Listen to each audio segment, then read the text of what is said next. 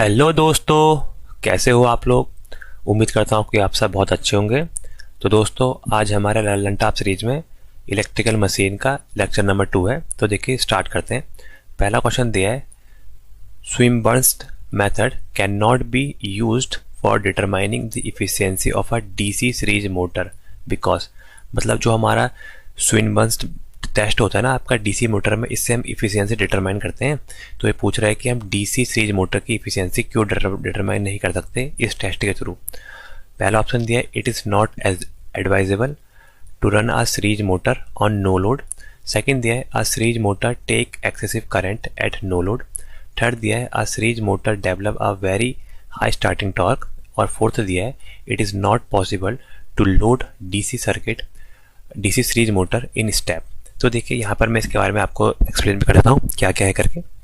तो देखिए, कलर थोड़ा चेंज करते हैं। पहले मैं आपको स्विनबर्न्स मेथड के बारे में बताता हूँ। तो ये हमारा स्विनबर्न्स मेथड।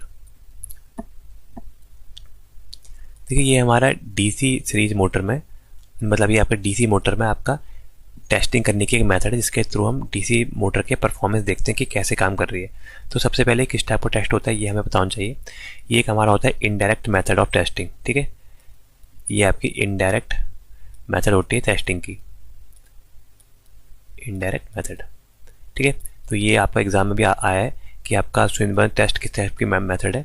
तो ये आपके इनडायरेक्ट मेथड है। बाकी यहाँ पर देखिए हम लोग क्या करते हैं, यहाँ पर हम लोग नो लोड पर इसको परफॉर्म करते हैं। ये मेन चीज़ है कि हम ये जो टेस्ट परफॉर्म करते हैं ये नो लोड पे करते हैं। और यहाँ पर आपका नो लोड और कांस्टेंट लॉसेस को हम मेजर कर सकते हैं सेपरेटली। ठीक है, नो लोड और जो आपके कांस्टेंट लॉसेस है उसको यहाँ पर हम मेजर कर सकते हैं सेपरेटली। देन इसके बाद हम इन दोनों से हम इफिशियंसी डिटरमाइन कर सकते हैं उस मशीन की। ठीक है, आफ्टर हम इफिशियंसी डिटरमाइन कर सकते हैं मशीन की। और बाकी हमारा बहुत इकोनॉमिकल प्रोसेस होता है डिटरमाइन करने का। ठीक है, इकोनॉमिकल प्रोसेस है आपका इफिशियंसी डिटरमाइन करने के लिए स्विनबर्न्स टेस्ट। तो देखिए, इसकी मेन चीज़ क्या होगी, ये नो लोड पर हम परफॉर्म करते हैं। और हमें पता है कि जो हमारी सीरीज मोटर है, सीरीज मोटर को हम नो लोड पर परफॉर्म नहीं करते हैं, क्योंकि सीरीज मोटर का टॉर्क होता है वो डायरेक्टली प्रोपोर्शनल टू करंट का स्क्वायर। तो नो लोड पे हमारी करंट बहुत हाई होती है, जिसके कारण हम इसको यहाँ पर हम आपको नो लोड पर हम परफॉर्म नहीं करते हैं। ठीक है, तो आंसर क्या आ जाएगा इसका, आंसर आ जाएगा answer number A, it is not advisable to run a series motor और नो लोड। हम नो लोड पर सीरीज मोटर को रन नहीं कर सकते। ठीक है, बाकी इसके अलावा मैं एक आधो टेस्ट जो और होते हैं वो बता देता हूँ आपको। बाकी जो हम डीसी मशीन में जो हम टेस्ट परफॉर्म करते हैं वो होता है हमारा एक हॉपकिंसन टेस्ट। ठीक है, हॉपकिंसन टेस्ट। ये हॉपकिंसन टेस्ट भी हमारा यहाँ पर डीसी मशीन की इफिशियंसी बताने के लिए काम आता है। और हॉपकिंसन टेस्ट जो हम परफॉर्म करते हैं ये परफॉर्म करते हैं फुल लोड पर। ठीक है, जब हमारा फुल लोड लगाओ तब हम परफॉर्म करते हैं। और इसका एक जो इंपॉर्टेंट चीज़ है, हमें दोनों की दोनों मशीन चाहिए रहती है identical, two identical machine required. ठीक है, हम यहाँ पर जो मशीन हम यूज़ करते हैं वो हमारी आइडेंटिकल होनी चाहिए, एक जैसी होनी चाहिए, तभी हमारे टेस्ट परफॉर्म होता है। बाकी इसके नाम आते हैं, किसको और किस नाम से जानते हैं। हॉपकिंसन टेस्ट को ही हम बैक टू बैक टेस्ट भी बोलते हैं। आपने देखा हो कि बैक टू बैक टेस्ट कहाँ पर परफॉर्म होता है, तो फुल लोड पर होता है। तो ये इसका नाम है बैक टू बैक टेस्ट। ठीक है, एक के पीछे एक मतलब मशीन कनेक्ट होती है, इसलिए हम इसको बैक टू बैक टेस्ट भी कहते हैं। बाकी इसको जनरेटिव टेस्ट भी बोल सकते हैं, जनरेटिव टेस्ट। ठीक है, तो ये इसके दो नाम है। इसके अलावा हमारे पास एक और टेस्ट आता है, उसको हम बोलते हैं retardation test. Retardation test, retardation test जो होता है, रिटार्डेशन टेस्ट के अंदर हम लोग फाइंड आउट करते हैं आपका फ्रिक्शन, जो हमारे फ्रिक्शन में लॉसेज हो रहे हैं। इसके थ्रू हम मैकेनिकल के अंदर जो हमारे लॉसेज होते हैं वो, जैसे फ्रिक्शन के हो गए, विंडेज के हो गए, इस टाइप के लॉसेज हम इसके अंदर बताते हैं। ठीक है, और बाकी हम इसके अलावा इसमें हम जो आपके आयरन लॉसेज होते हैं वो भी डिटरमाइन कर सकते हैं, WI। देन इसके थ्रू हम क्या डिटरमाइन कर सकते हैं, इफिशियंसी। ये भी हमारी इफिशियंसी निकालने के काम आता है और ये भी हमारी इफिशियंसी निकालने के लिए काम आता है। ठीक है, बाकी इसमें जो हम लोग करते हैं, इसमें हम लोग आपका फ्रिक्शन और विंडेज करते हैं, लॉसेस निकालते हैं और आयरन लॉसेस के थ्रू इफिशियंसी निकालते हैं। यहाँ पर हम लोग आपको फुल लोडेड मशीन को ऑपरेट करते हैं और यहाँ पर हीट के थ्रू हम लोग यहाँ पर परफॉर्म करते हैं। बाकी जो पीछे हमारा ये आपका स्विनबर्न्स टेस्ट दिया था, ये आपका नो लोड लॉसेस और आपका यहाँ पर कॉन्स्टेंट लॉसेस को डिटरमाइन करके इफिशियंसी डिटरमाइन करता है। ठीक है, बाकी ये एक इनडायरेक्ट मेथड है आपके इफिशियंसी परफॉर्म करने की। ठीक है, अगला क्वेश्चन देखते हैं। दिया है what is the nominal value of armature resistance of a DC motor. DC motor में आपके आर्मेचर रेजिस्टेंस की वैल्यू क्या होती है। देखिए मैं आपको आर्मेचर का एक बार डीसी मोटर का डायग्राम दिखाता हूँ। क्योंकि डीसी मोटर क्या होती है, इस टाइप से इसका डायग्राम होता है। ये हमारा आर्मेचर है, ठीक है, ये माना है, इसको चलो संट बना देते हैं। ये संट में क्या होता है, आर्मेचर के पैरेलल पे जो वाइंडिंग होती है उसको हम बोलते हैं संट फील्ड वाइंडिंग। ये हमारा है आर्मेचर ए, इसके पैरेलल में जो वाइंडिंग है आर एस एच, ये होती है हमारी संट फील्ड वाइंडिंग। ठीक है, और यहाँ पर जो इसका आर्मेचर का प्रतिरोध होता है वही होता है आपका आर ए, आर्मेचर रेजिस्टेंस। देखिए मोटर है, मोटर मतलब क्या करेगी, ये यहाँ से इलेक्ट्रिकल सप्लाई लेगी, इलेक्ट्रिकल एनर्जी लेगी और आउटपुट में यहाँ पर शाफ्ट के थ्रू आउटपुट में क्या देगी हमें, मैकेनिकल एनर्जी। ठीक है, मतलब यहाँ पर शाफ्ट रोटेट करेगी तो मैकेनिकल एनर्जी में कन्वर्ट हुआ। यहाँ से क्या करते हैं हम लोग, यहाँ पर से इसमें हम देते हैं वोल्टेज और यहाँ से करंट आता है ऐसे। ठीक है, ये हमारा सप्लाई का करंट आता है, आई एस या लाइन करंट लिख सकते हैं। तो सप्लाई का करंट देखिए, यहाँ पर हम अगर केसीएल लगाएंगे तो एक करंट यहाँ जाएगा आपका आर्मेचर में, उसको हम देते हैं आई ए, और एक करंट हमारा सीरीज में एक करंट संट में जाता है, उसको बोलते हैं आई एस एच। ठीक है, संट फील्ड वाइंडिंग का करंट। तो देखिए यहाँ पर जो हमारा आर ए की वैल्यू होती है, आर ए की value as compare to R S H बहुत कम होती है। यहाँ पर देखिए किसी भी मशीन में आप डीसी मशीन की बात करेंगे तो जो आपके संट फील्ड वाइंडिंग है या जो आपकी फ्लक्स बना रही है, ठीक है, इनका काम होता है आपका फ्लक्स क्रिएट करना, चाहे आर एस एच हो मतलब संट हो या सीरीज हो या फिर कंपाउंड हो, इनका काम होता है आपका फ्लक्स क्रिएट करना। तो फ्लक्स क्रिएट करने के लिए हमने यहाँ पर रेजिस्टेंस की वैल्यू हम लेते हैं हाई। ठीक है, रेजिस्टेंस की वैल्यू हाई होती है, वेयर जो आर्मेचर का प्रतिरोध है, आर्मेचर का रेजिस्टेंस है, उसकी वैल्यू हम लेते हैं लो, बहुत कम प्रतिरोध का हम लेते हैं। ठीक है, इसकी वैल्यू हम टिपिकली लेते हैं आपका 0.1 से लेकर 1 ओम तक का, मतलब 0.1 to 1 ओम तक का हम इसकी वैल्यू प्रीफर करते हैं। तो देखिए यहाँ पर आंसर क्या दिया है, 0.05, ये तो बहुत कम हो जाएगा। 0.5 देखिए ये बिल्कुल ठीक है, ये इसी रेंज के अंदर आ रहा है आपका 0.1 से लेकर 1 ओम तक का। ठीक है, तो इसके अंदर आता है आपका जो हम आर्मेचर रेजिस्टेंस की वैल्यू लेते हैं डीसी मोटर में, वो आपके बहुत स्मॉल होती है आपकी 0.5 या 1/2 ओम। अगला क्वेश्चन देखते हैं। दिया है आपका फाइंड द सप्लाई करंट, हमें सप्लाई करंट बतानी है of a DC shunt motor where the field resistance, field का रेजिस्टेंस दिया है 200 ohm and armature resistance is 2 ohm. Field का रेजिस्टेंस 200 ओम है, आर्मेचर का रेजिस्टेंस है आपका 2 ओम और आपका सप्लाई वोल्टेज है आपकी 100 वोल्ट और स्पीड है आपकी 500 आरपीएम, मतलब 500 रेवोल्यूशन पर मिनट कर रहा है। Back EMF constant, back EMF का जो कांस्टेंट दिया, देखिए कांस्टेंट लिखा है, बैक ईएमएफ कांस्टेंट मतलब के की वैल्यू दी है 0.18 वोल्ट पर आरपीएम। ठीक है, तो हमें यहाँ पर से करंट की वैल्यू बतानी है। तो देखिए मैं इसका डायग्राम बनाता हूँ, आप इजीली समझ जाएंगे इसको। देखिए कौन सी मोटर दी है, संट मोटर। संट मोटर में क्या होता है, यहाँ पर आर ए है और इसके सीरीज में आपका यहाँ पर लगेगा आर्मेचर। ठीक है, और आर्मेचर के पैरेलल में हमारी संट मोटर के केस में संट फील्ड वाइंडिंग लगी रहती है, वो ये है। ठीक है, ये हमारी संट फील्ड वाइंडिंग है मेरे भाई। ठीक है, यहाँ से देखिए संट फील्ड वाइंडिंग का जो रेजिस्टेंस दिया है वो दिया है आपका 200 ओम, तो यहाँ से 200 ओम इसका रेजिस्टेंस दिया है। बाकी 2 ओम ये आर ए का वैल्यू दिया है, आर्मेचर रेजिस्टेंस की वैल्यू 2 ओम दी है।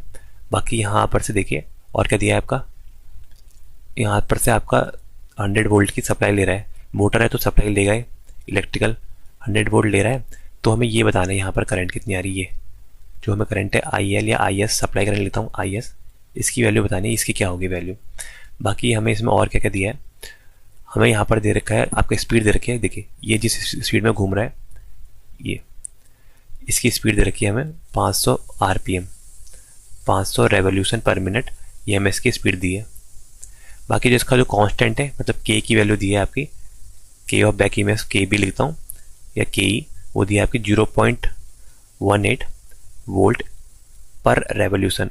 एक आरपीएम में आपका 0.18 यहाँ पर जनरेट कर रहा है आपका, तो 500 आरपीएम में कितना जनरेट करेगा, इसके थ्रू हम इसको इजीली डिटरमाइन कर सकेंगे। तो देखिए यहाँ पर देखिए संट है, तो संट के लिए पहले हम क्या करेंगे, देखिए यहाँ पर हम लोग लगाएंगे आपका KCL। देखिए KCL लगाएंगे क्योंकि एक करंट यहाँ से आ रही है, ये एक करंट यहाँ जाएगी और एक करंट यहाँ जाएगी, तो हमें इसकी वैल्यू बतानी है। तो इसकी वैल्यू क्या आ जाएगी, ये करंट है आपकी IA जो आर्मेचर में करंट है, और ये है शंट फील्ड वाइंडिंग में ISH। तो इन दोनों का सम आपका यहाँ आएगा। तो IS जो सप्लाई की वैल्यू है वो कितनी आ जाएगी, वो आ जाएगी आपकी IA आर्मेचर प्लस ISH। ठीक है, इसके थ्रू हम फाइंड करेंगे। तो ये देखो, अब यहाँ पर आपको स्टार्ट करता हूँ मैं इसको सॉल्यूशन करना। ठीक है, तो देखिए क्या क्या दिया है हमें। यहाँ पर से पहले n की वैल्यू दी है, एक मिनट, यहाँ पर से जो हमें n की वैल्यू दी है आपकी, वो है आपकी 500 रेवोल्यूशन, 500 चक्कर लगा रहा है आपका एक मिनट पर। n की वैल्यू 500 RPM है। और आपकी जो आपका कांस्टेंट है k की वैल्यू, या बैक कांस्टेंट KB की वैल्यू है आपकी 0.18 वोल्ट पर RPM, इतने वोल्ट RPM में लगा रहा है। तो देखिए यहाँ से हमें क्या पता है, जो बैक EMF होता है EB किसके प्रोपोर्शनल होता है, EB directly proportional to speed n। ठीक है, तो यहाँ से देखिए जब हम ये आपका प्रोपोर्शनलिटी साइन हटाते हैं तो हमारा क्या आता है, EB is equal to KB into n। ठीक है, ये हमारी वैल्यू होती है।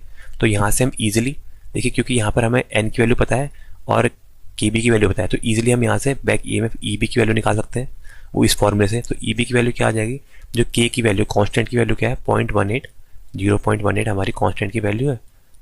इसमें मल्टीप्लाई करेंगे किसका, 500 का। ठीक है, तो देखिए इसकी यूनिट से RPM और इसकी थी आपकी वोल्ट पर RPM से RPM कट जाएगा तो यूनिट आ जाएगी आपकी वोल्ट पर। तो 18 पंचे 90, तो ये आ जाएगा आपका 90 वोल्ट। तो बैक EMF की वैल्यू आ गई 90 वोल्ट। ठीक है, यहाँ पर से बैक EMF की वैल्यू हमने फाइंड कर दी। अब देखिए यहाँ पर शंट में हम करंट फाइंड कर सकते हैं इजीली। देखिए ISH जो शंट फील्ड करंट है वो कैसे फाइंड करेंगे, ISH क्या हो जाएगी, क्योंकि शंट फील्ड वाइंडिंग है तो इसके अंदर जो आपकी वो वोल्टेज आएगी, वो देखिए वो आएगी वोल्टेज यहाँ पर, ये क्योंकि शंट में ये आपकी कॉमन वोल्टेज यहाँ आएगी 100 वोल्ट। तो यहाँ पर से क्या आएगी वैल्यू,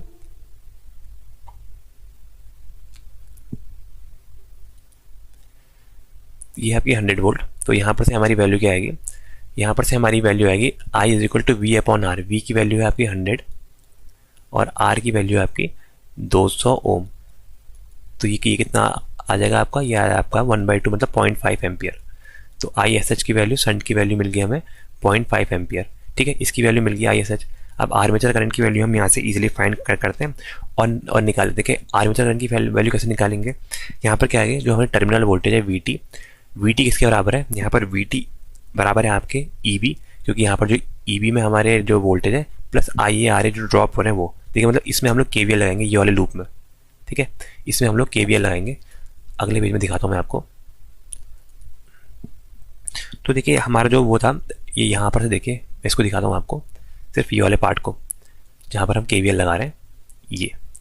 ठीक है, तो यहाँ पर हमारी वैल्यू थी आपकी 100 वोल्ट, बाकी EB की वैल्यू थी आपकी 90 वोल्ट, और यहाँ पर जो RA की वैल्यू थी, RA की वैल्यू कितनी थी हमारी, RA की वैल्यू थी हमारी, RA की वैल्यू थी 2 ओम। ठीक है, तो ये हमारी 2 ओम है। तो यहाँ से हम लोग आर्मेचर करंट IA की वैल्यू इजीली निकाल सकते हैं। ठीक है, हम लोग यहाँ पर क्या लगाएंगे, KVL। ठीक है, इसके थ्रू हम कैसे करेंगे, देखिए सिंपल सी बात है, जो हमारी टोटल वोल्टेज है V वो है आपकी 100, लिख भी देता हूँ आपको। V इज इक्वल टू क्या होता है, EB बैक EMF प्लस जो ड्रॉप हो रहा है, ड्रॉप कौन से हो रहे हैं इसमें, आर्मेचर में रेजिस्टेंस ड्रॉप IARA। ठीक है, इसके थ्रू आप सॉल्व करते हैं। देखिए V की वैल्यू है आपकी 100 वोल्ट, बैक EMF है आपका 90 वोल्ट, करंट की वैल्यू हमें बतानी है, ये IA हमें बतानी है, और RA की वैल्यू है आपके 2। ठीक है, तो यहाँ से ये 100 और में से 90 कम हो जाएगा तो आ जाएगा 10। तो IA की वैल्यू क्या आ जाएगी, 10/2। ठीक है, IA की वैल्यू आएगी 10/2 मतलब 5 एम्पियर।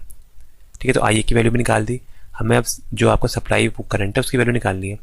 IS क्या आ जाएगा हमारा, IS होता है आपका शंट प्लस आर्मेचर, इन दोनों के बराबर होगा, क्योंकि बाई KVL आपके एक नोड पर, ये देखिए ये नोड पर मिलने वाली जो आपकी धारा है इनका बीजगणितीय योग आपका 0 के बराबर होता है। तो यहाँ पर देखिए क्या होगा, 0.5 एम्पियर और हमारे जो आर्मेचर में आई है वो आ रहा है 5 एम्पियर। तो 5 प्लस 0.5 आ जाएगा आपका 5.5 एम्पियर। तो हमारा जो टोटल सप्लाई करंट है वो आएगा आपका 5.5 एम्पियर। तो 5.5 एम्पियर आंसर नंबर सी। देखिए ये आंसर नंबर सी 5.5 एम्पियर। ठीक है, अगला क्वेश्चन देखते हैं। अगला क्वेश्चन दिया है आपका, in a DC motor drive, जो हमारे डीसी मोटर ड्राइव में है, if the armature current is reverse, अगर हम आर्मेचर करंट को रिवर्स कर दें by keeping the field current positive producing a braking torque, तो then the drive is set to be operating is. तो हमारी ड्राइव कैसे काम करेगी वो पूछ रहा है आपका, मोटरिंग मोड में, रीजनरेटिव मोड में, डायनेमिक ब्रेकिंग मोड में या प्लगिंग मोड में। तो देखिए यहाँ पर क्या करा है, हमारा जो आर्मेचर करंट है आई है, इसकी वैल्यू को हमने रिवर्स कर दिया है। ठीक है, मतलब जैसे पहली करंट हमारी आर्मेचर, जैसे ये मैंने बना रखा है, इसमें अगर पहले करंट ऐसे फ्लो होती आई है, देन हम इसने इसकी डायरेक्शन को चेंज करके हमने ऐसे कर दिया है। ठीक है, मतलब क्या करके दिया हमने, इस ये वाले करंट को ऊपर कर दिया और इसको कर दिया नीचे। ठीक है, ऐसे हमने इसको ज्वाइन कर दिया। तो यहाँ से देखिए हमारी करंट ऐसे ना जाके अब ऐसे फ्लो हो रही है, यहाँ से ऐसे। ठीक है, तो यहाँ पर क्या हुआ, आर्मेचर की करंट होगी हमारी नेगेटिव, बाकी हमारी फील्ड करंट हमारी सेम ही है। तो इस टाइम देखिए जो हमारा टॉर्क आएगा वो हमारा टॉर्क लगेगा अपोजिट डायरेक्शन में। जो आपका नेचुरल टॉर्क है वो इसका अपोजिट डायरेक्शन में लगेगा।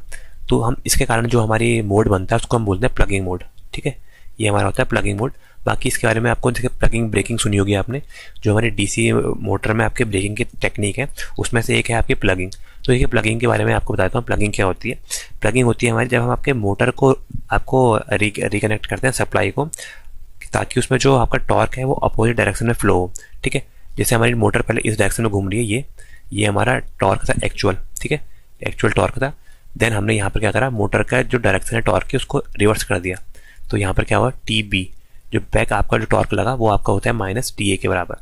तो ये हमें कैसे प्राप्त होता है, जब हम आपके आर्मेचर करंट, ठीक है, किसी भी एक को, या फिर आर्मेचर करंट के टर्मिनल को हम अपोजिट कर दें, या फिर आप फील्ड करंट के टर्मिनल किसी एक को अपोजिट करोगे, तो इसके कारण क्या होगा, हमारा टॉर्क उल्टे डायरेक्शन में घूमना शुरू होगा। ठीक है, मतलब पहले टॉर्क ऐसे जा रहा था, मोटर इस कंडीशन में घूम रही थी, देन टॉर्क जब ऐसे लगा तो मोटर इस कंडीशन में घूमने लगी। ठीक है, तो यहाँ पर क्या होता है, एक स्टेट ऐसे आती है जब इन दोनों के बीच में एक इक्विलिब्रियम स्टेट बनता है और मोटर यहाँ पर जीरो क्रॉसिंग में आती है, तब हम यहाँ पर से मैकेनिकल ब्रेक लगा के इसको ईजिली रोक सकते हैं।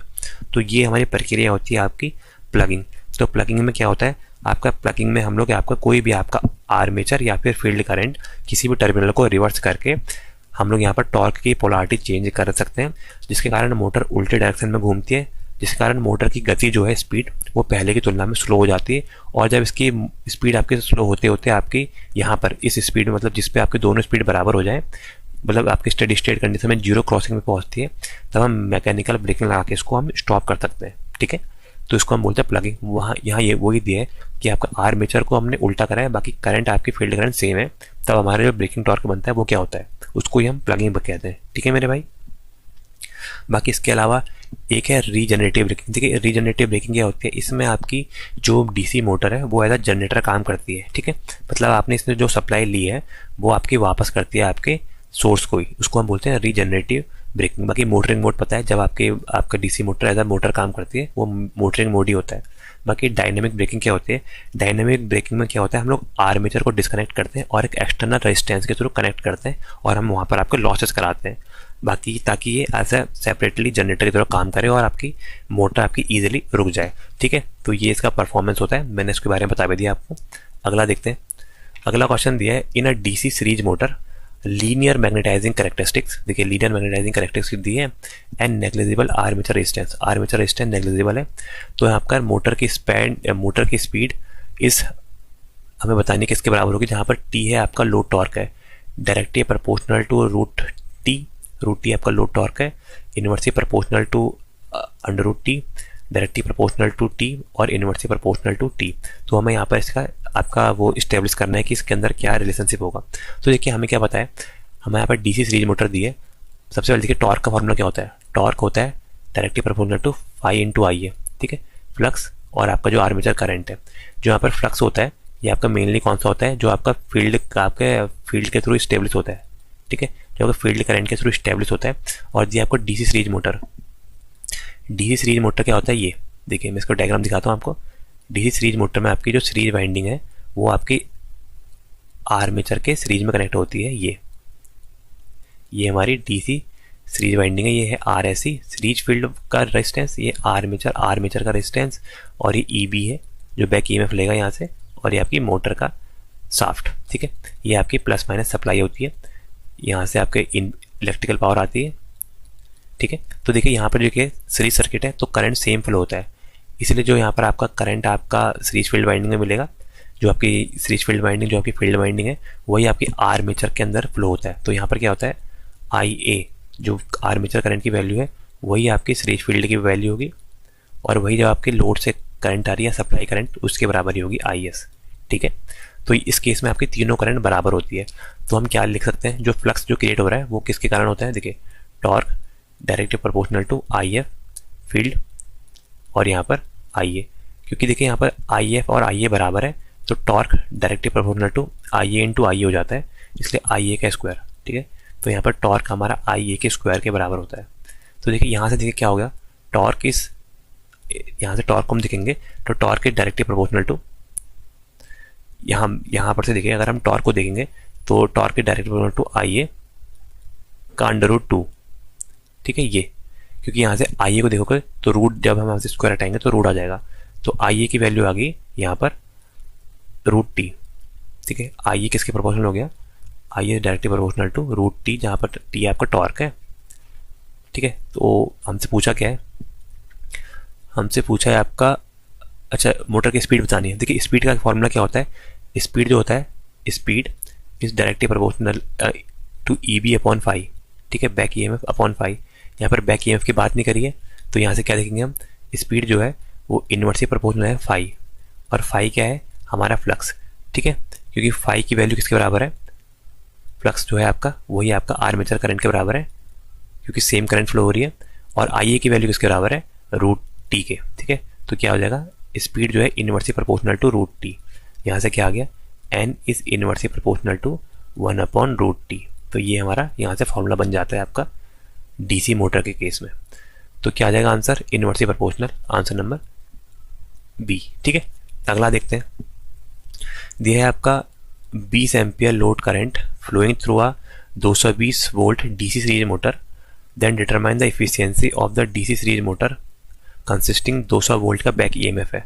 तो देखिए क्या दिया है हमें यहाँ पर, DC सीरीज मोटर दिए, मैं इसको बना के दिखा भी देता हूँ आपको, क्योंकि इसके अगर आप क्वेश्चन डायग्राम को थ्रू करेंगे तो ईजिली आपको अंडरस्टैंड हो जाएंगे।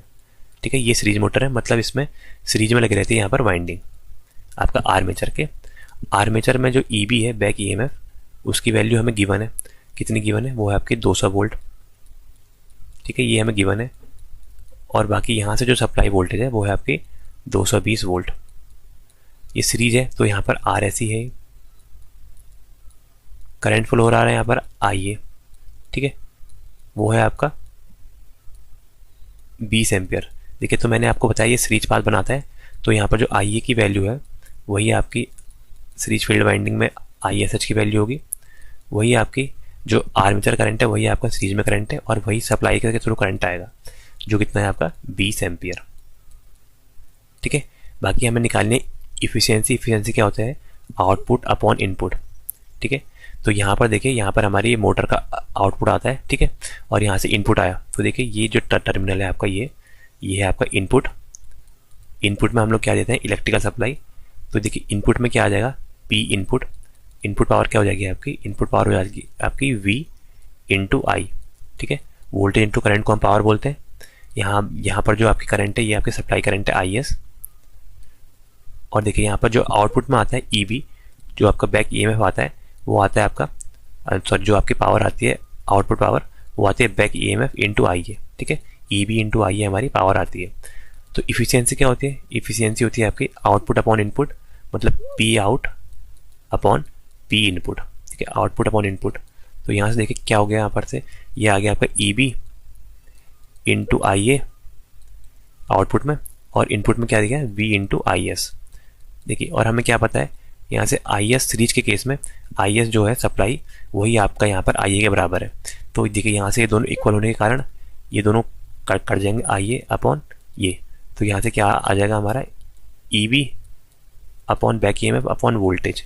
इंटू अगर परसेंटेज में निकालना है तो 100 कर दिया, तो सिंपली वैल्यू पुट कर देते हैं। बैक ईएमएफ की वैल्यू है आपकी 200 और सप्लाई की वैल्यू है आपकी 220 इंटू 100। ठीक है, ये हम सॉल्व करते हैं तो ये आ जाएगा आपका 90.9%। 90.9%, तो आंसर आ जाएगा answer number D. Simple question है। बस यहाँ पर देखिए, जो हमें इफिशियंसी निकालनी होती है, इफिशियंसी होती है आउटपुट अपॉन इनपुट। आउटपुट हमारा मैकेनिकल आता है, जो हम यहाँ पर से दिखाते हैं आपका ये, ठीक है, वो आता है आउटपुट आपका ईबी, जो आउटपुट पावर है वो है आपकी ईबी, बैक ईएमएफ में पावर, और आर्मेचर में करंट, ये ईबी, और जो करंट आ रहा है यहाँ पर आईए। और इनपुट पावर आपको बताइए, जो हम सप्लाई दे रहे हैं आपका वीएस, और यहाँ पर से जो सप्लाई करंट है आईएस। ठीक है, इन दोनों से हमने ये निकाला। ठीक है, तो सीरीज के उसमें आप सीधे याद भी कर लीजिएगा। तो ये होता है क्योंकि आपका वीएस और आईए बराबर होते हैं, तो आप आपस में कैंसिल आउट हो जाते हैं, तो इसकी वैल्यू आएगी ये। अगला देखते हैं। अगला दिया है हमें आपका एक 200 वोल्ट का डीसी मशीन है, when operating as a generator. जब वो जनरेटर के जैसे काम कर रही है, तो then induce EMF is given by EG. Generator के केस में इंड्यूस ईएमएफ को हम ईजी से डिनोट कर रहे हैं। बाकी ना होगा सेम मशीन को हमने ऑपरेट करा है मोटर की तरह से, तो आपका बैक ईएमएफ आ रहा है, वो उसको ईबी से डिनोट कर रहे हैं। आपका determine the ratio of speed, motor की स्पीड एनएम से आपका जनरेटर स्पीड एनजी को बताना है। अज्यूम कर रहा है कि आपका फ्लक्स पर पोल रिमेन्स कांस्टेंट और बोथ ऑपरेशन, मतलब फ्लक्स आपका कांस्टेंट है। तो देखिए क्या क्या दिया है, 200 वोल्ट की हमारी मशीन है। ठीक है, बाकी जनरेटेड में आपका ईजी है और आपका ईबी है। बैक ईएमएफ के केस में आपकी इसकी जो स्पीड है वो है आपकी एनजी, जनरेटर की स्पीड एनजी, और आपकी मोटर की स्पीड क्या है एनएम। ठीक है, तो हमें इसका रेशियो बताना है, हमें रेशियो इसका बताना है NM to NG, motor to generator का हमें रेशियो बताना है क्या आएगा। ठीक है, ये किसके बराबर आएगा। तो देखिए यहाँ पर क्या होता है, सबसे पहले एक जो सिंपल फार्मूला है वो है आपका जनरेटेड ईएमएफ का ई। ई की वैल्यू क्या आती है, ई इज इक्वल टू, यहाँ से आता है 5ZNP अपॉन 60 इंटू ए। ठीक है, ये हमारा जनरेटेड ईएमएफ का फॉर्मूला होता है। देखिए अगर बाकी सब चीज़ें कांस्टेंट है, तो यहाँ से जो स्पीड आती है एन, वो इनवर्सली प्रोपोर्शनल टू होती है आपकी। देखिए एन इस इनवर्सली प्रोपोर्शनल होती है आपकी ईबी, जो आपका बैक ईएमएफ के ई या फिर 5, ई अपॉन 5। ठीक है, ये हम लिखते हैं। बाकी आपके डीसी मशीन में सबसे इंपॉर्टेंट फार्मूला एक ही है आपका, कि आपका बैक ईएमएफ जो है E is directly proportional to N into 5। ठीक है, ये हमारा फार्मूला होता है सबसे मेन। दो ही फार्मूला होते हैं, एक ये और एक टॉर्क वाला। टॉर्क वाला भी लिख देता हूँ, torque is directly proportional to flux into I A. ठीक है, ये हमारा फार्मूला है। तो देखिए यहाँ पर से क्या है, अब इससे देखिए आप स्पीड निकालेंगे तो ये आएगा N is in directly proportional to E B, E upon 5। बस देखिए, और क्या दिया हमें, फ्लक्स कांस्टेंट दिया है, ये हमें कांस्टेंट दिया है, तो क्या हो जाएगा, एन जो है स्पीड डायरेक्टली प्रोपोर्शनल है आपकी इंड्यूस ईएमएफ ई के। ठीक है, तो यहाँ पर से देखिए क्या आ जाएगा हमारा, एन जो है स्पीड डायरेक्टली प्रोपोर्शनल आ गई ई के। ठीक है, जो आपकी इंड्यूस ईएमएफ है उसके प्रोपोर्शनल आ गई यहाँ पर से स्पीड। तो क्या आ जाएगा, स्पीड ऑफ हमें मोटर बतानी है अपॉन स्पीड ऑफ जनरेटर, किसके बराबर हो जाएगी, ये इक्वल हो जाएगी आपकी ईजी। देखिए यहाँ पर ईएम आएगा, जब आपकी इंड्यूस ईएमएफ और मोटर के केस में बोलते हैं बैक ईएमएफ, और जनरेटर के केस में बोलते हैं जनरेटेड ईएमएफ ईजी। तो ये इसके बराबर आ जाएगी NM upon NG is equal to EB upon EG. ठीक है, तो आंसर क्या आ जाएगा आपका, आंसर आ जाएगा ये answer number C, NM upon NG is equal to EB upon EG. ठीक है, तो इसका ये आंसर बिल्कुल ठीक होगा।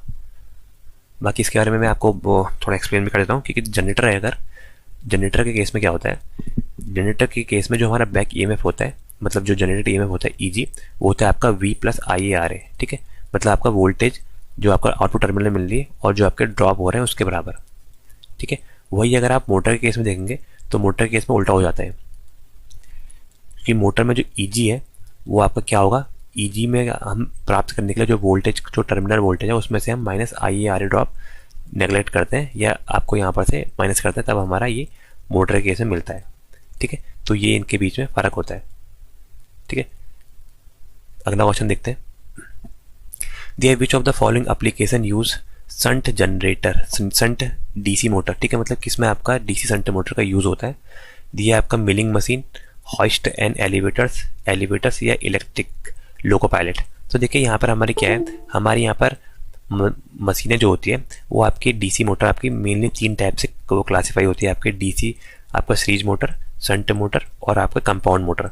तो देखिए सबसे पहले मैं आपको एक्सप्लेन करता हूँ आपका डीसी शंट मोटर, जिसके बारे में पूछ रखा है यहाँ पर, डीसी शंट मोटर।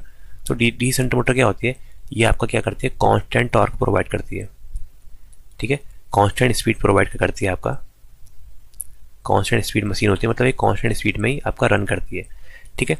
बाकी इसका हम यूज़ कहाँ पर करते हैं, जहाँ पर आपके हमें कांस्टेंट स्पीड की रिक्वायरमेंट हो। बाकी इसका जो टॉर्क है वो प्रोपोर्शनल होता है आपका करंट के बराबर, जो करंट है armature current, torque is proportional to I A, ठीक है। आई ए है आपकी आर्मेचर करंट।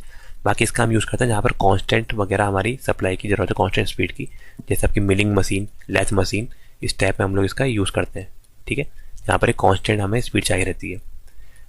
अगला देखिए, अगला है हमारा यहाँ पर क्या आता है, वो आता है डीसी सीरीज मोटर, ठीक है। डीसी सीरीज मोटर क्या होती है, आपको सबको पता है कि आपका हाई स्टार्टिंग टॉर्क देती है, क्योंकि इसमें टॉर्क जो है वो डायरेक्टली प्रोपोर्शनल टू करंट का square I A, armature current के स्क्वायर के बराबर होता है। Torque is directly proportional to I A square.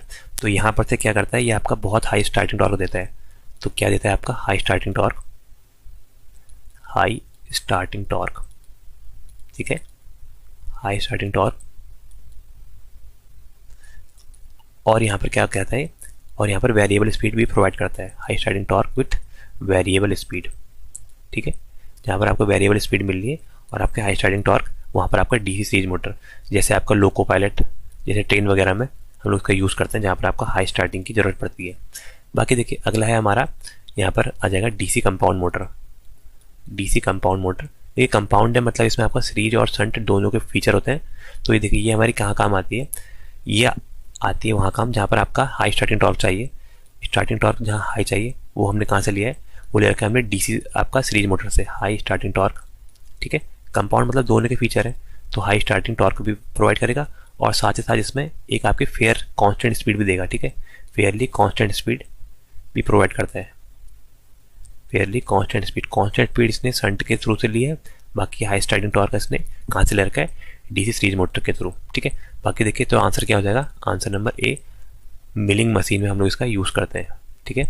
बाकी इसकी कैरेक्टरिस्टिक्स आपको दिखा देता हूँ एक बार, तो सबके साथ ही बना देता हूँ। तो देखिए कैरेक्टरिस्टिक्स हम बनाते हैं इसकी, तो ये देखिए वो हम बनाते हैं आपके टॉर्क स्पीड कैरेक्टरिस्टिक्स। तो देखिए यहाँ पर जो होता है हमारा, ये एक्स एक्सेस में हम लेते हैं आपको टॉर्क और वाई एक्सेस में होते हैं हमारी स्पीड, ठीक है, ये एन। तो देखिए हमारी जो शंट वाली मोटर है, शंट मोटर में मैंने आपको क्या बताया, शंट मोटर का आपका नो आपका जो स्पीड वेरिएशन होता है बहुत कम होता है। तो देखिए ये अगर आपका नॉमिनल स्पीड है तो ये, एक मिनट, इससे बनाते हैं, तो इसकी स्पीड बहुत ही कम डिफर करती है ये। तो ये जो आपकी, जो मैंने इससे दिखा रखा है, ये आपका शंट मोटर की कैरेक्टरिस्टिक्स, ये है आपकी शंट मोटर, ठीक है। बाकी मैं आपको यहाँ जो आपकी सीरीज मोटर होती है, सीरीज मोटर की कैरेक्टरिस्टिक्स आती है ऐसे, तो ये है आपकी सीरीज मोटर की कैरेक्टरिस्टिक्स, ठीक है। इसके अलावा मैं आपको कंपाउंड के बारे में भी बताता हूँ, क्योंकि कंपाउंड में दो आपके आते हैं, आपके डिफरेंशियल कंपाउंड और क्यूमुलेटिव कंपाउंड। देखिए डिफरेंशियल कंपाउंड क्या होती है, शंट से थोड़ा इसका लो आपका वोल्टेज, आपका स्पीड होगी। देखिए यहाँ पर जो आपका आता है ये आपका क्यूमुलेटिव कंपाउंड, और जो डिफरेंशियल कंपाउंड होता है सबसे ऊपर, ये है आपका डिफरेंशियल कंपाउंड मोटर, ठीक है। तो ये चारों ही कैरेक्टरिस्टिक भी मैंने आपको दिखा दिए, तो ये भी आप याद कर लीजिएगा, ठीक है। अगला क्वेश्चन देखते हैं। अगला क्वेश्चन दिया है आपका विच ऑफ द फॉलोइंग, मतलब यहाँ पर हमें दिखाना है कि कौन सा क्या है। देखिए DC compound motor, compound motor मतलब जिसमें आपका सीरीज और शंट फील्ड वाइंडिंग दोनों हो। डीसी शंट मोटर जिसमें मतलब आर्मेचर के आपके शंट मतलब पैरेलल पे आपकी वाइंडिंग हो। सीरीज मोटर जिसमें आर्मेचर के सीरीज में वाइंडिंग और सेपरेटली एक्साइड है, जिसको बाहर से हमने एक्साइड करने की जरूरत पड़ती हो, ठीक है। तो आपको अगले पेज में दिखाता हूँ, फिर यहाँ पर से देखते हैं कि इसका ऑप्शन क्या बैठेगा। तो देखिए यहाँ पर से मैं आप सबसे पहले सीरीज दिखा रहा हूँ। सीरीज मोटर क्या होती है, सीरीज मोटर वो होती है जिसके आपके सीरीज में, आर्मेचर के सीरीज में यहाँ पर वो आपकी सीरीज फील्ड वाइंडिंग, जो आपकी वाइंडिंग है वो आपके आर्मेचर के सीरीज में होती है। ये आर्मेचर है, इसके सीरीज में वाइंडिंग लगा रखी ये हमारी RSC, ठीक है। ये आर्मेचर है, इसके सीरीज में लगा रखी है, तो इसको बोलते हैं सीरीज फील्ड वाइंडिंग। अगला देखिए शंट फील्ड वाइंडिंग क्या होती है। शंट फील्ड वाइंडिंग में आर्मेचर ये है, आर्मेचर के सेंटर में, मतलब आर्मेचर के पैरेलल में जो वाइंडिंग लगते हैं ये हमारी शंट फील्ड वाइंडिंग होती है। ठीक है, इसके अलावा दिखाता हूँ मैं आपको कंपाउंड। कंपाउंड में क्या होता है आपका, यहाँ पर सीरीज और शंट दोनों होते हैं। तो देखिए इसमें क्या होता है, ये यहाँ पर से हमारा ये है आपका आर्मेचर, आर्मेचर के पैरेलल पे तो आपकी शंट फील्ड वाइंडिंग होगी, और आर्मेचर के सीरीज में यहाँ पर आपकी सीरीज फील्ड वाइंडिंग होती है, इसलिए हम इसको बोलते हैं कंपाउंड। यहाँ पर दोनों आपकी वाइंडिंग होती है। ठीक है, तो ये है हमारा आपका कंपाउंड। कंपाउंड के अलावा जो इसके बाद है वो आता है आपका सेपरेटली एक्साइटेड। सेपरेटली एक्साइटेड में क्या करते हैं हम, बाहर से आपको एक सोर्स के थ्रू आपको फील्ड को हम एक्साइट करते हैं। ये देखिए ये हमारा डीसी सोर्स होता है, ये वीएफ, यहाँ से करंट आएगी आईएफ, और ये आरएस जो आपका उसके थ्रू है, और यहाँ पर हमारा आएगा आर्मेचर। ठीक है, तो ये बाहर से कोई इनका कनेक्शन नहीं होता है, ये आपका बाहर से एक्साइट करता है इसको। ठीक है, तो ऑप्शन देख लेते हैं। तो डीसी कंपाउंड में देखिए दो चीज़ें होंगी, और शंट में आपका एक चीज़ होगी, वो आपका इसके पैरेलल पे होगी। ठीक है, देखिए कंपाउंड के लिए देखिए जो पहला वाला है ये तो आपका डीसी सेपरेटली एक्साइटेड है, ये क्योंकि देखिए बाहर से एक्साइट हो रहा है ये, और बाकी ये अंदर है आपकी मोटर है अलग। ठीक है, ये सेपरेटली है। सीरीज में देखिए सीरीज है आपकी ये बी, यहाँ पर देखिए क्योंकि आर्मेचर के सीरीज में कनेक्ट है, ये आर्मेचर के सीरीज में कनेक्ट है। शंट जो आर्मेचर के शंटेड हो, देखिए यहाँ पर ऐसे दिखा रखा है, ये देखिए आर्मेचर ये है और आर्मेचर के शंट में कनेक्ट है ऐसे ये। ठीक है, देखिए इसको अगर आप ऐसे देखेंगे तो ये ऐसे बना रखा है, ये आर्मेचर के शंट में कनेक्टेड है। बाकी देखिए ये है आपका कंपाउंड, ये इसमें आपका शंट फील्ड वाइंडिंग भी है और सीरीज फील्ड वाइंडिंग भी है। तो पहले का चौथा और चौथे का ए, पहले का चौथा और चौथा, आंसर नंबर सी देखिए ये। ठीक है, बाकी मैंने इसको आगे एक्सप्लेन भी कर ही दिया था आपको कैसे हमने यहाँ पर डिज़ाइन कर रखा है। अगला देखते हैं, to start DC shunt motor the type of starter use. तो देखिए हम कोई भी आपका डीसी शंट मोटर है उसको हम यहाँ पर, मतलब कोई भी मोटर है उसको स्टार्ट करने के लिए हम क्या रखते हैं, स्टार्टर। स्टार्टर क्या करता है, स्टार्टर आपका काम करता है, आपका लिमिट करता है आपका स्टार्टिंग करंट को। ठीक है, लिमिट स्टार्टिंग करंट, जो आपकी स्टार्टिंग करंट है वो आपकी लिमिट करता है, क्योंकि स्टार्टिंग के टाइम में यहाँ पर बहुत हाई करंट ये मशीन कंज्यूम करती है। क्योंकि देखिए क्या होता है यहाँ पर, जो आपका यहाँ पर आपका स्टार्टिंग के टाइम में जो बैक ईएमएफ है, क्योंकि मशीन नहीं चल रही रहती है, तो बैक ईएमएफ की वैल्यू होती है 0। ठीक है, बैक ईएमएफ की वैल्यू रहती है 0, जिसके कारण यहाँ पर जो आर्मेचर करंट है उसकी वैल्यू बहुत हाई हो जाती है। इसी करंट को लिमिट करने के लिए हम लोग स्टार्टर का यूज़ करते हैं। ठीक है, बाकी आपको फॉर्मूला बताइए क्या होता है इसके केस में, मोटर केस में E = V = EB minus IARA हमारा फॉर्मूला होता है। देखिए यहाँ से अगर आर्मेचर करंट देखेंगे तो यहाँ से हमारी आर्मेचर करंट की वैल्यू क्या आएगी, आर्मेचर करंट की वैल्यू आ जाएगी हमारी V - EB अपॉन RA। ठीक है, देखिए लोड के टाइम में तो हमारे EB की वैल्यू कुछ ना कुछ होती है, लेकिन स्टार्टिंग में EB की वैल्यू होती है 0, जिसके कारण ये क्या आ जाएगा V/IA, मतलब वोल्टेज हमारी बहुत हाई होती है। और RA मतलब जो आर्मेचर रेजिस्टेंस है वो मैंने बताया आपको 0.1 ओम से लेकर 1 ओम तक का होता है, इसलिए यहाँ पर करंट की वैल्यू बहुत हाई होती है, जिसके कारण हमारे यहाँ वाइंडिंग जल सकती है। ठीक है, इसी को लिमिट करने के लिए हम लोग स्टार्टर का यूज़ करते हैं। बाकी जो डीसी शंट मोटर है इसमें हम लोग आपको 3 पॉइंट स्टार्टर यूज़ करते हैं। ठीक है, 3 पॉइंट स्टार्टर हम लोग यूज़ करते हैं। देखिए यहाँ पर हम लोग ऐसे करके यहाँ पर प्रतिरोध कनेक्ट करते हैं, और बाकी हम स्टार्टिंग के टाइम में हम लोग इसको ऐसे आपको हटा के यहाँ पर आपका जो आपका पॉइंटर है ये, इसको हम घुमा के इसको धीरे धीरे आपको रेजिस्टेंस की वैल्यू कम करके इसको ऑन कर देते हैं। ठीक है, तो हमारा डीसी 3 पॉइंट स्टार्टर यूज़ होता है। इसमें आपका आर्मेचर फील्ड आपके यहाँ पर कनेक्ट होता है, और यहाँ पर से हम लोग सप्लाई गिवन करते हैं। ठीक है, अगला क्वेश्चन दिया है, डैश इज अ डिवाइस, वह कौन सा डिवाइस है, of a transformer which take up expansion and contraction of oil, जो आपका ऑयल का एक्सपेंशन और कॉन्ट्रैक्शन में मदद करता है। पहला दिया है आपका बुकॉल रिले, सेकंड दिया है आपका बुशिंग, थर्ड है आपका कंजर्वेटर, और फोर्थ है ब्रीदर। तो देखिए जैसे हमारे जैसे ट्रांसफार्मर का जो टैंक होता है, ट्रांसफार्मर के टैंक के ऊपर हम एक और टैंक लगाते हैं, उसको हम बोलते हैं कंजर्वेटर टैंक।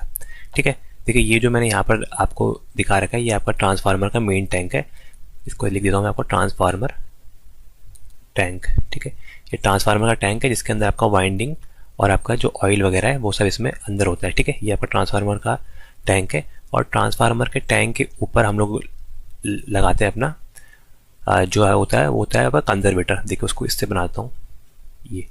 तो ये देखिए ये जो हमारा एक सिलेंडर टाइप का ये होता है कंजर्वेटर। ये कंजर्वेटर और जो आपका ट्रांसफार्मर है ये आपका कनेक्ट होते हैं एक पाइप के थ्रू ये, ठीक है, यहाँ पर। और यहाँ पर हमारा रहता है सिलिका जेल, ठीक है, ये होता है हमारा सिलिका जेल। ये हमारा है कंजर्वेटर, ठीक है। कंजर्वेटर एक हमारा टैंक है जो आपका मेन टैंक के ऊपर लगा रहता है, जो आपका प्योरली एयर टाइट होता है, जो आपका बाहर से इसमें हवा आज ट्रांसफार्मर के कंजर्वेटर में नहीं आने देता है। तो देखिए ये जो इसका सही आंसर हो जाएगा आपका कंजर्वेटर। कंजर्वेटर का काम क्या होता है, देखिए जो ट्रांसफार्मर का यहाँ पर टैंक में ऑयल है, देखिए ट्रांसफार्मर पूरा ऑयल के अंदर ऐसा डूबा रहता है, ठीक है, ताकि इसकी वाइंडिंग के बीच में इंसुलेशन प्रोवाइड हो और साथ ही साथ ये कूलिंग प्रोवाइड करता है। और देखिए हम लोग जो यहाँ पर हमारा कंजर्वेटर है उसको हम हाफ फिल्ड करते हैं, ठीक है, मतलब इसका आधा आधा भरा रहता है, इतना पार्ट इसका फिल होगा, बाकी ऊपर का पार्ट खाली होता है। जब हमारा हाई लोड का टाइम होगा, जैसे एट हाई लोड, जब यहाँ लोड हाई होता है, लोड हाई के कारण क्या होगा, यहाँ पर हीट ज़्यादा जनरेट होगी, हीट ज़्यादा होगी जनरेट, देखिए हीट होगी ज़्यादा जनरेट, तो इससे क्या होगा, यहाँ पर आपको ऑयल का एक्सपेंशन होता है। ऑयल की एक प्रॉपर्टी होती है, इसके कारण ऑयल एक्सपांड हो जाता है। एक्सपांड होकर देखिए वो यहाँ से लेकर इस जो आपका ये पाइप है इसके थ्रू जाता है कंजर्वेटर में, ठीक है। मतलब ये आपका एक्सपेंशन के टाइम में आपका एक्स्ट्रा ऑयल को कहाँ पर स्टोर कर देता है, आपका कंजर्वेटर अपने ऊपर स्टोर कर देता है। और देखिए जब यहाँ पर लोड कम होता है तो वापस से इसी तार के इसी पाइप के थ्रू हम लोग ये आपका ऑयल को रिलीज कर देता है आपका ट्रांसफार्मर के अंदर, ठीक है। तो कंजर्वेटर का जो काम होता है वो आपका एक्सपेंशन करना और आपका जो ऑयल कॉन्टैक्ट हो रहा है तो उसके टाइम पे जो मेन काम करता है वो कंजर्वेटर करता है, ठीक है। तो कंजर्वेटर का मेन यहाँ पर फंक्शन ये आपका contraction and expansion of oil without allowing it to come into the contact of air, ठीक है। मतलब ये आपके कॉन्टैक्ट ऑफ एयर के कॉन्टैक्ट में ना आए, इसलिए हम इसको बनाते हैं आपका एक एयर टाइप का मेटल ड्रम होता है, ठीक है। लिख भी देता हूँ इसको, आप भूलना मत, ये आता है आपका एग्जाम में। बाकी सबको पता रहता है कि ऑयल के एक्सपेंशन को कम के लिए काम आता है। बाकी आपका एयर टाइट ड्रम होता है, ठीक है, जिसके अंदर आपके एयर ना जाए, इससे मॉइस्चर ना जाए, इसके लिए हम लोग यहाँ पर ये लगाते हैं, ठीक है।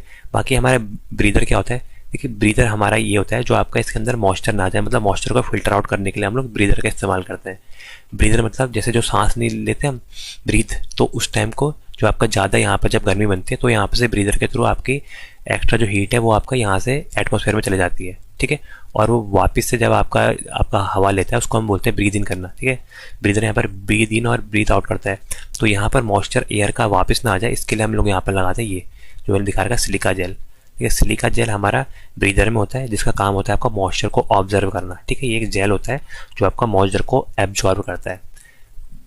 तो बाकी कॉज रिले जो होती है ये आपका ट्रांसफार्मर के इंटरनल फॉल्ट से प्रोटेक्शन प्रोवाइड करती है, मतलब एक अलार्म सिग्नल देती है अगर ट्रांसफार्मर के अंदर कोई भी आपका इंटरनल फॉल्ट हो, ठीक है।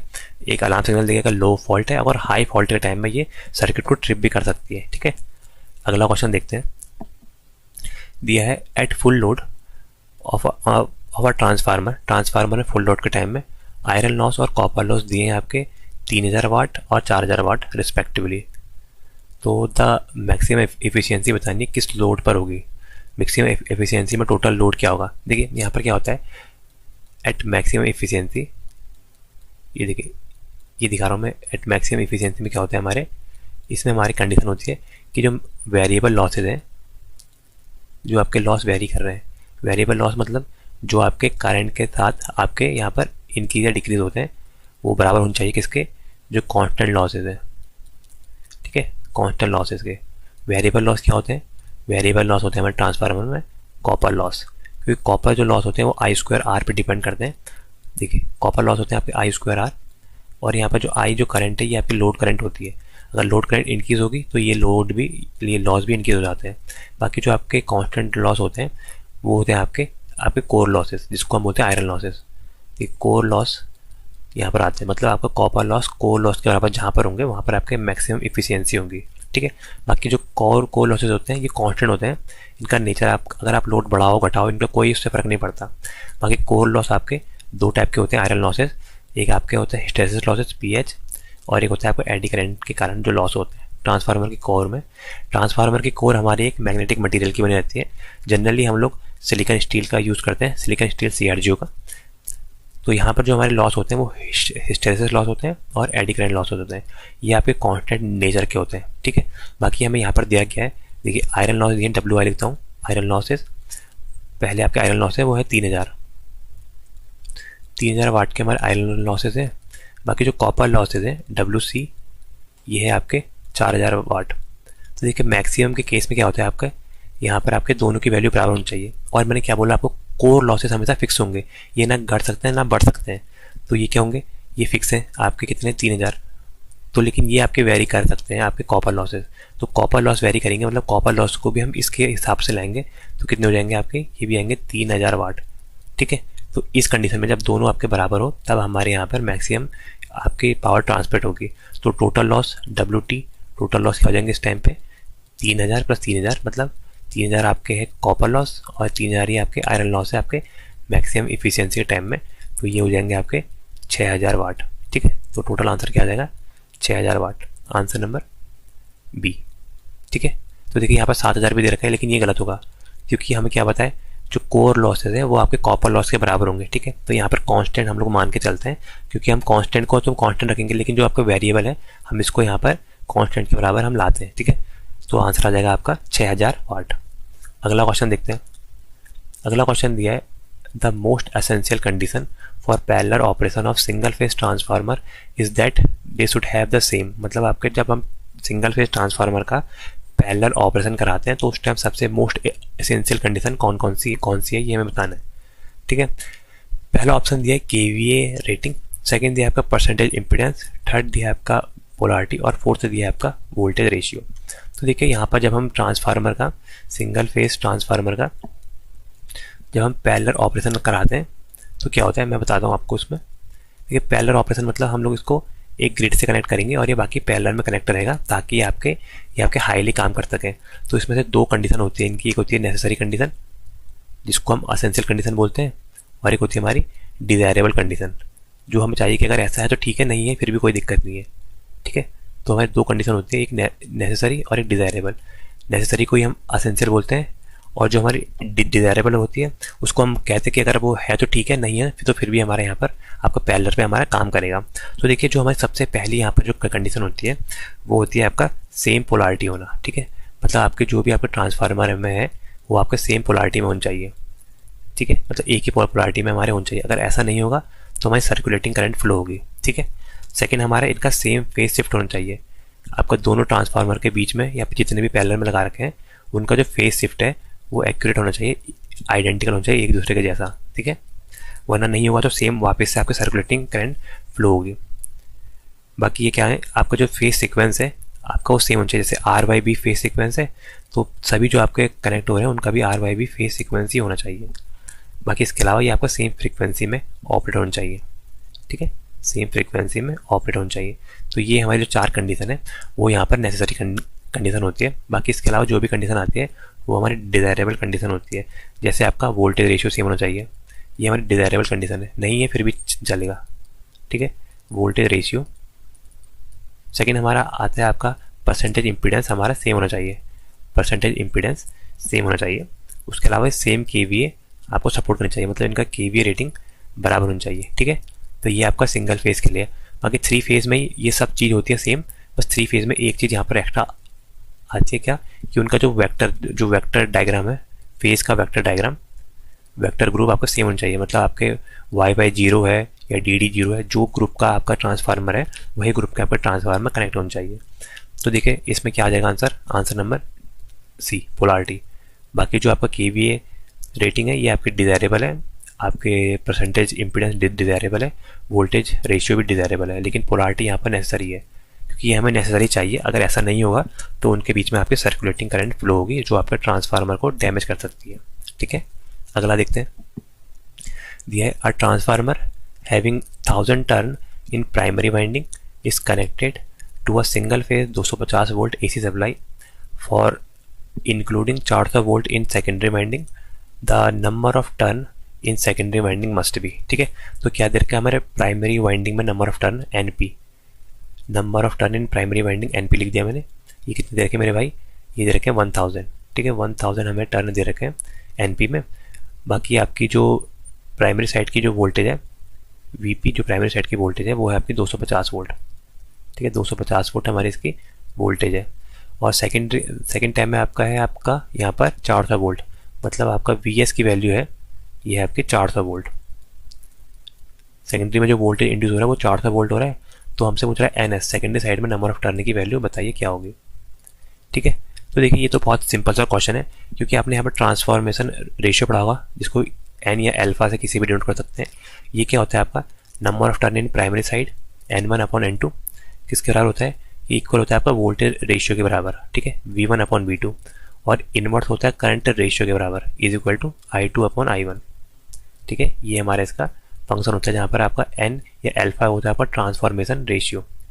ठीक है, तो यहाँ से इससे देखिए हम इससे निकाल सकते हैं क्या, क्या निकालेंगे अगर हमने एन एस अपॉन यहाँ पर N S upon N P निकालना है, तो क्या आ जाएगा यहाँ पर सेकेंडरी साइड की जो हमें निकालनी है, सेकेंडरी साइड की वोल्टेज अपॉन प्राइमरी साइड की वोल्टेज ये। ठीक है, यहाँ से क्या आ जाएगा, यहाँ से आपने एन एस की वैल्यू निकालनी है सेकेंडरी साइड में नंबर ऑफ टर्न की, तो ये कितना आ जाएगा N S is equal to ये V S upon V P ऐसे रहेगा, V S upon V P into यहाँ से number of turn primary side के मल्टीप्लाई हो जाएंगे एन पी। बस सिंपल से वैल्यू पुट कर देते हैं, क्या आ जाएगा N S is equal to, या आपका वी एस सप्लाई साइड में वोल्टेज है आपकी, सेकेंडरी साइड में वोल्टेज है आपकी 400 वोल्ट, प्राइमरी साइड में वोल्टेज है आपकी 250 वोल्ट, 400 अपॉन 250, और प्राइमरी साइड में नंबर ऑफ टर्न है 1000, ये 1000। तो 25 चौक को 100, ये 4 बार कट जाएगा, और 4 चौक को 16, कितना आ जाएगा आपका 1600 टर्न। तो हमारे सेकेंडरी साइड में कितने टर्न आ गए, 1600 टर्न्स।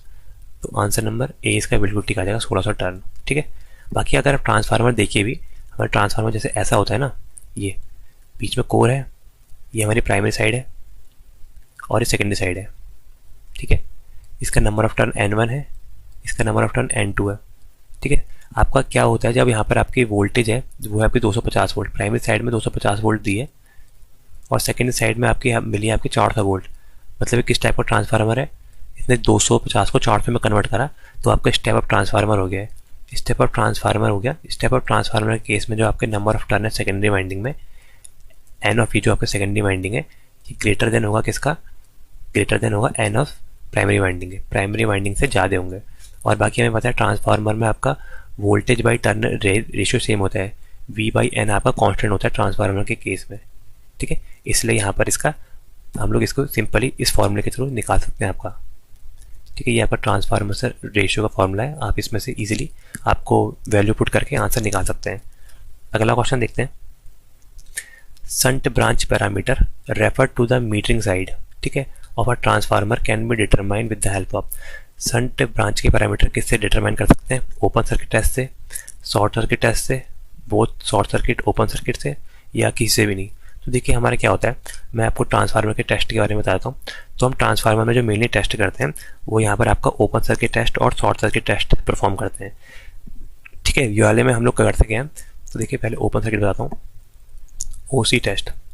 ओपन सर्किट टेस्ट में क्या करते हैं, ट्रांसफार्मर की जैसे 2 वाइंडिंग है तो हम एक वाइंडिंग को ओपन कर देते हैं। ठीक है, जनरली हम लोग जो करते हैं वो आपकी हाई वोल्टेज साइड की जो वाइंडिंग होती है, हाई वोल्टेज को हम करते हैं open circuit, high voltage winding होती है ओपन सर्किट। और बाकी टेस्ट जो हम परफॉर्म करते हैं वो करते हैं लो वोल्टेज साइड पे, हमारा टेस्ट हम परफॉर्म करते हैं। ठीक है, टेस्ट हम लोग लो वोल्टेज साइड में परफॉर्म करते हैं। तो यहाँ पर क्या होगा, लो वोल्टेज साइड में जब हम परफॉर्म करेंगे, और एक कब होता है जब हम करते हैं आपका एट रेटेड वोल्टेज, यहाँ पर हम लोग लगाते हैं रेटेड वोल्टेज। ठीक है, वोल्टेज सप्लाई हमारी होगी रेटेड। बाकी हम यहाँ पर जो हाई वोल्टेज साइड है वो ओपन सर्किट, जैसे ये आपकी है, तो यहाँ पर ये जो आपकी हाई वोल्टेज साइड है ये ओपन सर्किट हो जाएगी। बाकी हम यहाँ पर से सप्लाई देके इसको कनेक्ट करते हैं। ठीक है, ये आपका ट्रांसफार्मर का डायग्राम है। बाकी देखिए इसका फ़ायदा क्या होता है, इस टेस्ट के थ्रू यहाँ पर लेता हूँ, इसी टेस्ट के थ्रू हम लोग यहाँ से सबसे मेन देखिए ओपन सर्किट है तो यहाँ पर कोई भी लोड में आपको करंट नहीं जाएगी, तो क्या होगा यहाँ पर नो लोड करंट फ्लो होगी। पहले तो नो लोड करंट फ्लो होती है, नो लोड करंट फ्लो होगी, तो जिसके कारण हम लोग यहाँ पर से नो लोड करंट को डिटरमाइन कर सकते हैं। और साथ ही साथ नो लोड करंट है तो यहाँ पर हम लोग सिर्फ कोर लॉस, जो आपके कोर में जो लॉसेज होते हैं वो डिटरमाइन कर सकते हैं। ठीक है, इसके थ्रू हम कोर लॉस डिटरमाइन कर पाते हैं, आपके कोर के अंदर जो भी लॉसेज होते हैं। बाकी इसके अलावा कोर लॉसेज के अलावा हम लोग इसमें शंट ब्रांच के पैरामीटर को ज्ञात कर सकते हैं। शंट ब्रांच के पैरामीटर ईजिली हम डिटरमाइन कर सकते हैं, शंट ब्रांच पैरामीटर। तो तो देखिए यहाँ पर होता क्या है, जैसे ये हमारा ट्रांसफार्मर है, यहाँ पर से ओपन सर्किट है, तो ये देखिए इक्विवेलेंट मॉडल बना रखा है। तो यहाँ पर सिर्फ ये आपके शंट ब्रांच के पैरामीटर है हमारे, ये और ये देखिए जो हमारे ये पैरामीटर है, ये है आपका आरसी और ये है आपका एक्सएम। ठीक है, आरसी है आपका कोर लॉस आपका नो लोड के टाइम में, और एक्सएम है आपका मैग्नेटाइजिंग रिएक्टेंस। तो देखिए यहाँ पर से जो हमारी नो लोड करंट आती है आई नॉट, इसको हम बोलते हैं आपका आई नॉट, या फिर इसको बोलते हैं एक्साइटिंग करंट। ये देखिए ये यहाँ पर आएगी, क्योंकि आगे तो लोड नहीं जाएगा, आगे तो लोड नहीं लगा, ओपन है। तो ये आपके दो पार्ट में डिवाइड हो जाती है। पहला आपका आई डब्ल्यू जो आपके यहाँ पर कोर लॉसेज में आती है, और दूसरा होता है आई म्यू। ठीक है, या आई हम लिख सकते हैं मैग्नेटाइजिंग करंट। तो इसके थ्रू जब हम यहाँ पर से करते हैं, तो इसके थ्रू हम एक मैग्नेटाइजिंग करंट, यानी जो आपको शंट ब्रांच के पैरामीटर है एक्सी और आर एम, ठीक है, आपका एक्सएम और आरसी, इसको डिटरमाइन कर सकते हैं। उसके अलावा हम लोग यहाँ पर नो लोड करंट देखिए आई नॉट, इसको डिटरमाइन कर सकते हैं। और यहाँ पर लोड नहीं लगाए तो जो भी आपके यहाँ पर मैग्नेटाइजिंग करंट चाहिए होगी वो आपके सिर्फ फ्लक्स बनाने के काम आएगी। देखिए ट्रांसफार्मर है जैसे ये, तो आगे ओपन है, आगे पर लोड नहीं जा रहा, तो सिर्फ जो यहाँ पर जो फ्लक्स बन रहा है इसके कारण जो आपके कोर में लॉस हो रहे हैं वो डिटरमाइन करने के काम आती है। ठीक है, तो देखिए ये कोर लॉस बता दिया इसने, और नो लोड करंट ये आई नॉट, और शंट ब्रांच के पैरामीटर मतलब आपका एक्सी और एक्सएम और आरसी इजीली डिटरमाइन कर सकते हैं। ठीक है, बाकी इसके अलावा जो दूसरा टेस्ट होता है वो है हमारा आपका शॉर्ट सर्किट टेस्ट। तो उसके बारे में देख लेते हैं। देखिए शॉर्ट सर्किट टेस्ट क्या होता है। शॉर्ट सर्किट टेस्ट में हम आपको ट्रांसफार्मर की एक वाइंडिंग को शॉर्ट करते हैं। ठीक है, जनरली जो हम यहाँ पर करते हैं, यहाँ पर हम लोग शॉर्ट करते हैं लो वोल्टेज साइड को। तो लो वोल्टेज जो साइड है वो आपकी शॉर्ट सर्किट हो जाती है। बाकी जो हम टेस्ट परफॉर्म करते हैं आपका हाई वोल्टेज साइड में आपका परफॉर्म करते हैं टेस्ट को। ठीक है, टेस्ट हम लोग यहाँ परफॉर्म करते हैं। बाकी ये क्या होता है आपका, ये होता है आपका रिड्यूस्ड वोल्टेज पर, क्योंकि कम वोल्टेज यहाँ पर इनफ होती है आपका करंट फ्लो कराने के लिए, क्योंकि शॉर्ट सर्किट है इसलिए यहाँ पर कम वोल्टेज में यहाँ पर ईजिली यहाँ पर करंट फ्लो हो जाती है। ठीक है, तो यहाँ पर रिड्यूस वोल्टेज में हम ये टेस्ट परफॉर्म करते हैं। बाकी इसका जो हमारा काम होता है ये आपका बताता है कॉपर लॉसेस मतलब जो आई स्क्वायर आर लॉसेज होते हैं वो हमें बताता है, क्योंकि I square R losses variable losses है जो आपके करंट पर डिपेंड करते हैं आई स्क्वायर आर। ठीक है, जैसे हम लोड लगाएंगे तभी हमारे ये लॉस आएंगे। ठीक है, बाकी ये अगली चीज़ बताता है वो है हमारा आपका जो आपके सीरीज पैरामीटर होते हैं, उसको सीरीज पैरामीटर की वैल्यू यहाँ पर ये बताता है। ठीक है, तो देखिए जैसे ये हमारा ट्रांसफार्मर का मॉडल बनाते हैं, इसमें ये है हमारा आर और ये है एक्सएम। ठीक है, इसकी वैल्यू बताएगा, और ये हमारा शॉर्ट सर्किट है, यहाँ से शॉर्ट सर्किट करंट आएगी। तो देखिए यहाँ से आर इक्विवेलेंट और आपका एक्स इक्विवेलेंट की वैल्यू बताता है जो आपके सीरीज पैरामीटर। देखिए सीरीज में जो करंट फ्लो हो रही है उसके बारे में बताएगा। बाकी जो यहाँ पर लॉसेज हो रहे हैं, देखिए करंट फ्लो हो रही है जो लोड करंट वो हो रही है आई स्क्वायर आर के हिसाब से यहाँ पर लॉस बताता है। तो कॉपर लॉस डिटरमाइन करने के लिए हम लोग शॉर्ट सर्किट का परफॉर्मेंस करते हैं। तो देख लिए क्या पूछा था हमसे पूछा था शंट ब्रांच का पैरामीटर के लिए कौन दिखाता है। देखिए शंट ब्रांच किससे हो रहा है, यहाँ पर ओपन सर्किट टेस्ट से आपके शंट ब्रांच के होते हैं, आंसर नंबर ए। बाकी शॉर्ट सर्किट से क्या होता है, आपके सीरीज ब्रांच के पैरामीटर हम लोग निकाल सकते हैं। ठीक है, अगला क्वेश्चन देखते हैं। दिया है आपका इफ़ 2200 से 220 वोल्ट का है, 60 हर्ट्ज का सिंगल फेज ट्रांसफार्मर है, has primary and secondary resistance of 100 ओम और 10 ओम रिस्पेक्टिवली। मतलब प्राइमरी का रेजिस्टेंस है आपका 100 ओम, सेकेंडरी का है आपका 10 ओम। तो then the value of equivalent resistance of a transformer refer to primary side and secondary side. मतलब हमें पहले प्राइमरी साइड में रेफर करके बताना है आपका रेजिस्टेंस, और आपका फिर सेकेंडरी साइड में रेफर करके बताना है। तो देखिए यहाँ पर क्या दिया है, देखिए ऐसा दिया है। ठीक है, यहाँ पर आपको ये आपका ट्रांसफार्मर का ऐसा मॉडल बनाते हैं। मैं आपको ये यहाँ पर आपका ट्रांसफार्मर है, ये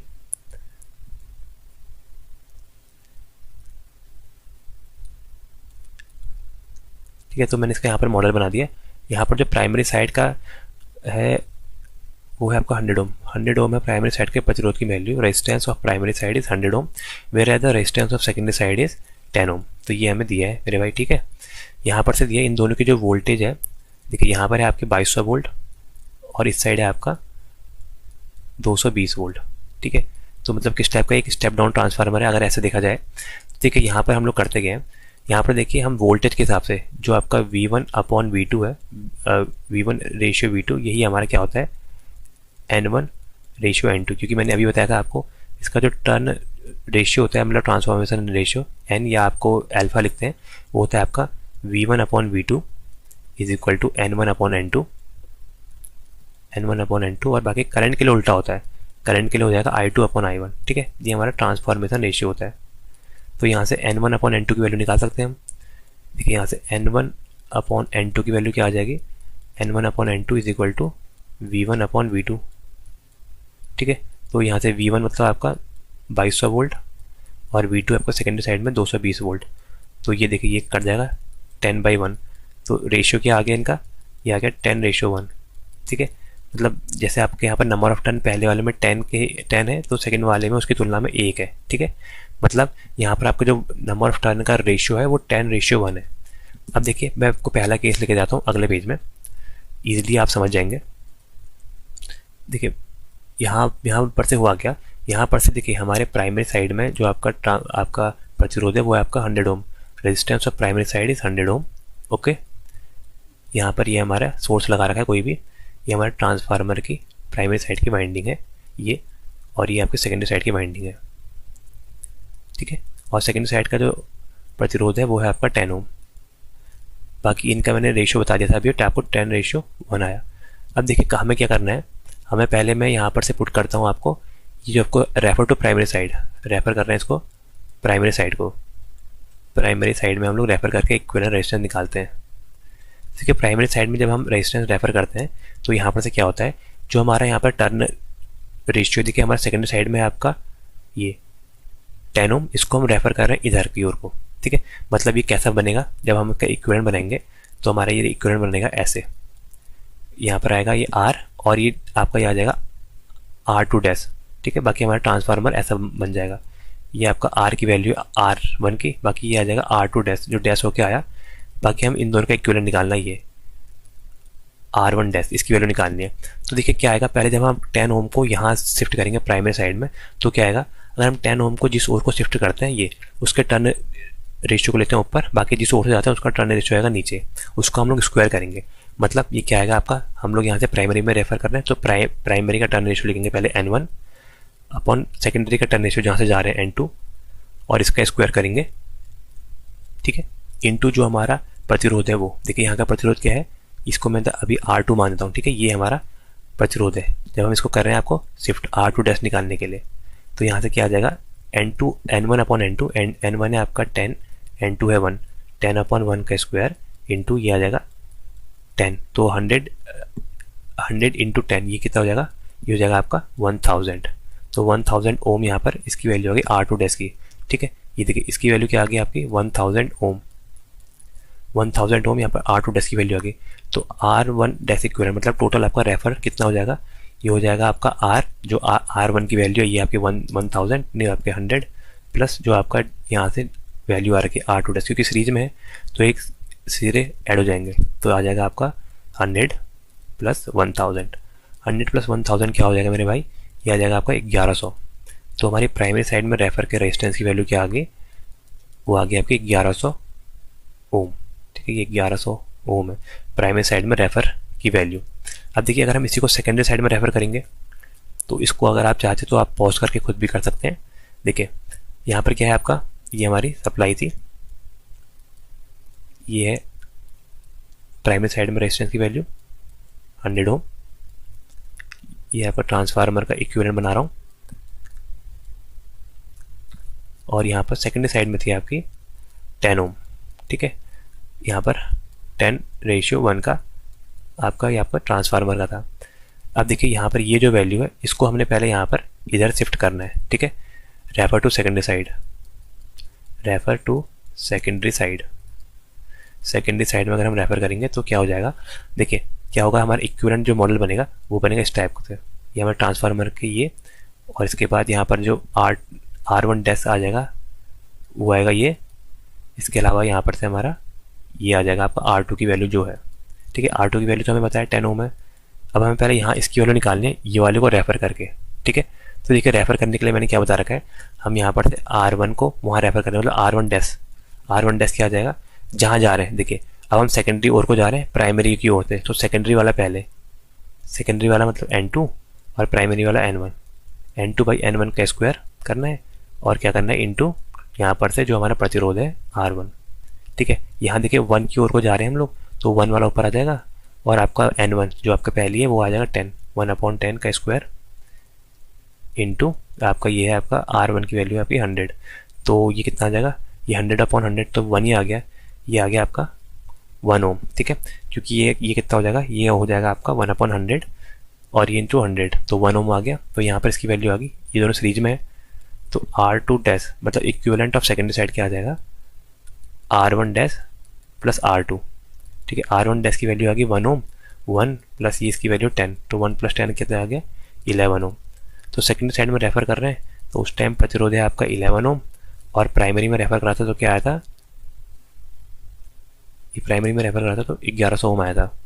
ठीक है, तो आंसर आ जाएगा 1100 और 11, 1100 और 11 देखिए ये आएगा सी, क्योंकि यहाँ पर पहले पूछा है आपका प्राइमरी साइड में रेफर करा तो 1100 वोल्ट था, 1100 ओम और सेकेंडरी साइड में 11 ओम। ठीक है, तो ये इसका आंसर आ जाएगा। तो उम्मीद करता हूँ आपको समझ में आया होगा ये। अगला क्वेश्चन देखते हैं।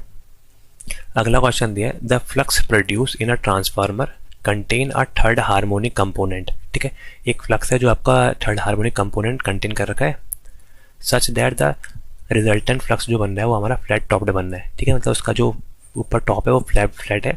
तो the shape of wave form of the EMF include in the primaries. ठीक है, तो हमें यहाँ पर प्राइमरी में आपके जो आपकी EMF है उसकी वैल्यू बतानी है। तो देखिए ये आपका एक थ्योरेटिकल क्वेश्चन भी अगर आपको याद है, वरना मैं आपको एक्सप्लेन करके दिखा देता हूँ। यहाँ पर क्या है, जो हमारा यहाँ पर देखिए फ्लक्स जो हमारा होता है, फंडामेंटल फ्लक्स दिखा रहा हूँ। फंडामेंटल फ्लक्स हम लोग बनाते हैं इस टाइप से। ठीक है, फंडामेंटल फ्लक्स है आपका प्योर साइनोसोडल सप्लाई का, ये हमारा फंडामेंटल फ्लक्स है। ठीक है, ये आपका फाई 1 लिखता हूँ फंडामेंटल के लिए। ठीक है, फाई 1 हमारा फंडामेंटल कंपोनेंट है। ठीक है, बाकी देखिए क्या होता है जब हमारा यहाँ पर ये सप्लाई है, जब हमारे फंडामेंटल में थर्ड हार्मोनिक कंपोनेंट यहाँ पर ऐड होता है, ये देखिए ये हमारा फंडामेंटल है, एक मिनट, ये हमारा है फंडामेंटल फ्लक्स में जब थर्ड हार्मोनिक क्या है, जिसकी आपकी फ्रीक्वेंसी आपकी 3 टाइम है आपके पहले वाले आपके जो आपके फंडामेंटल है उसकी। तो देखिए यहाँ पर क्या होगा, ये आ जाएगा आपको 3 टाइम्स, मतलब ये 1 2 3। ठीक है, 1 2 3 1 2 3, मतलब ये एक बार में 3 साइकिल कंप्लीट कर रहा है जब इसकी 1 साइकिल कंप्लीट हो रही है। तो इसके कारण क्या रहा है, जो हमारा इसमें जो फ्लक्स बन रहा है वो बन रहा है फ्लैट टॉप्ड दिखाता हूँ कैसा होता है। देखिए फ्लैट टॉप्ड हमारा होता है, एक मिनट इसको भी थोड़ा सा अच्छे से बना देता हूँ। ठीक है, तो फ्लैट टॉप यहाँ पर बनता है ऐसा। देखिए मतलब फ्लक्स जो हमारा है ऊपर की ओर से सैचुरेट नहीं हो रहा है, मतलब ये आपका फ्लैट टॉप्ड बनता है ये। ठीक है, ऐसे देन ये देखिए टॉप इसका फ्लैट हो जाएगा। ठीक है, देन ये नीचे आ जाएगा, फिर इधर ये, तो ये हमारा फ्लक्स की वेव फॉर्म आई है। ठीक है, जब इसमें फंडामेंटल और थर्ड, ये आपका फाई 1 है और ये फाई 3 है, जब ये थर्ड जब मिला तो यहाँ से आपको जो फ्लक्स की वेव फॉर्म बनी, फ्लक्स जेड कर देता हूँ टोटल, जिसकी बनी है आपकी थर्ड हार्मोनिक के कारण फ्लक्स की वेव फॉर्म बनी है आपकी ऐसी। तो देखिए इस केस में जो हमारा EMF आता है, EMF ऑलवेज हमारे इस केस में आता है पी की इन नेचर। देखिए पी की इन नेचर मतलब ये पहले मैं आपको इससे दिखा देता हूँ, जैसे ये हमारी फंडामेंटल सप्लाई है। ठीक है, बाकी इसमें जब हम थर्ड वाले को इंक्लूड करते हैं ये, ठीक है, तो यहाँ पर से जब हमारा जो आपका EMF जनरेट होता है वो इस टाइप से जनरेट होता है। ये जब भी आपका प्लस प्लस ऐड होते हैं तो ये ऊपर को जाता है, देन ये।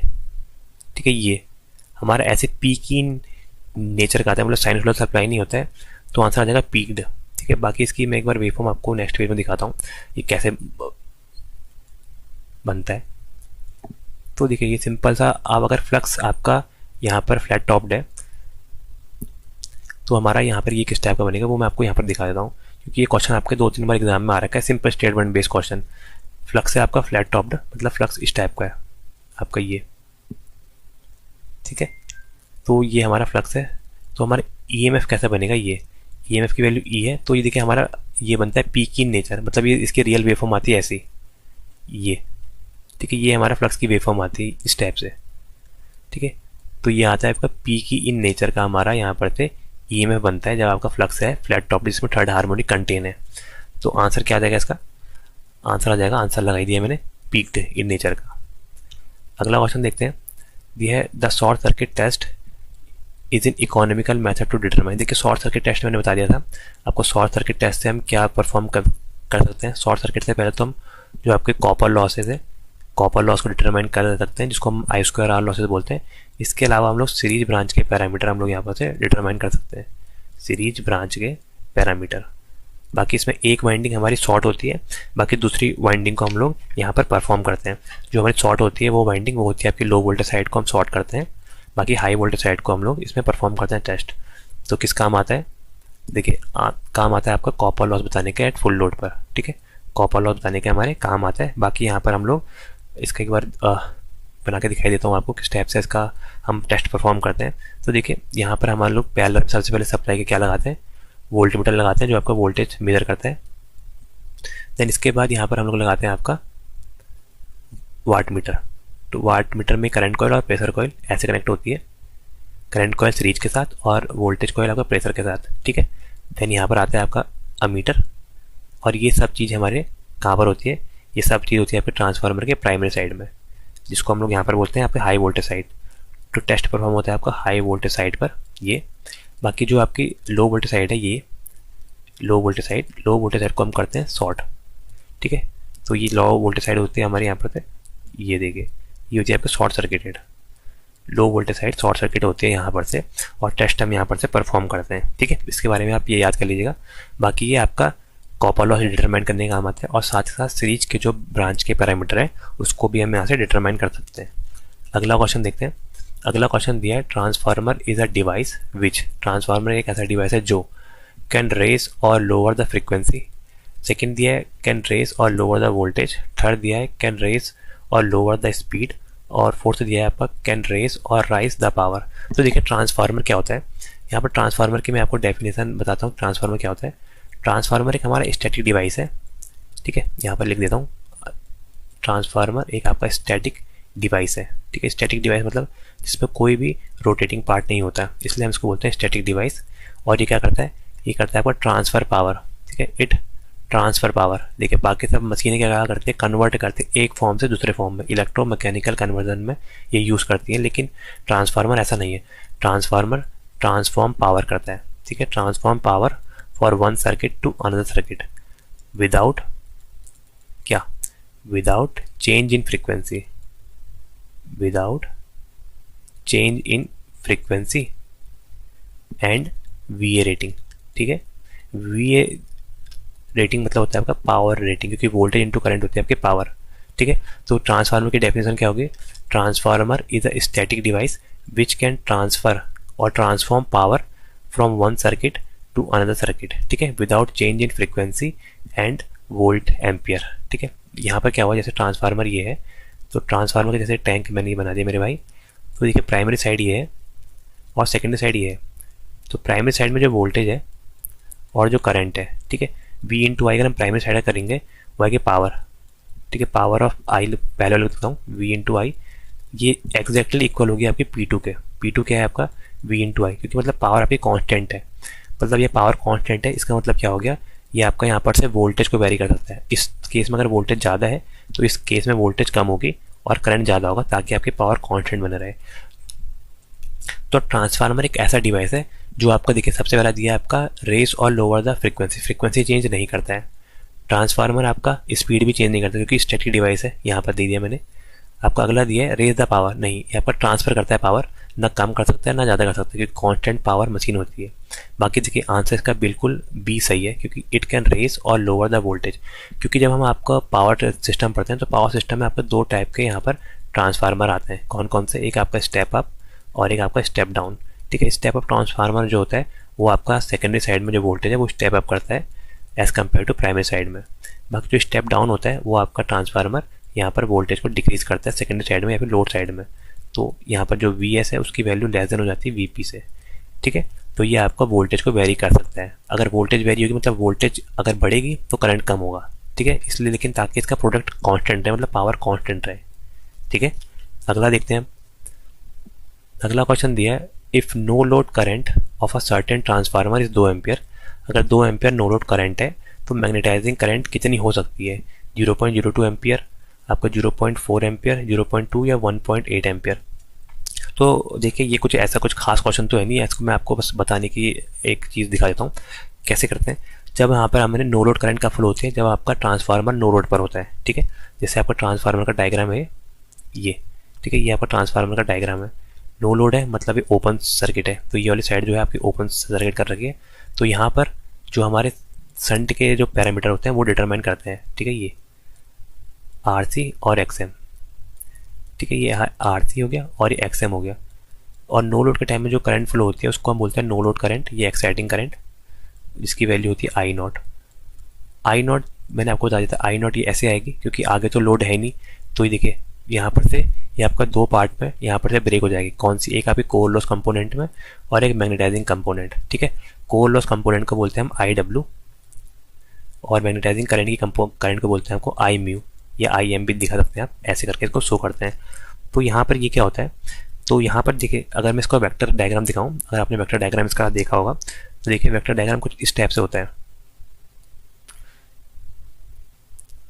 ठीक है।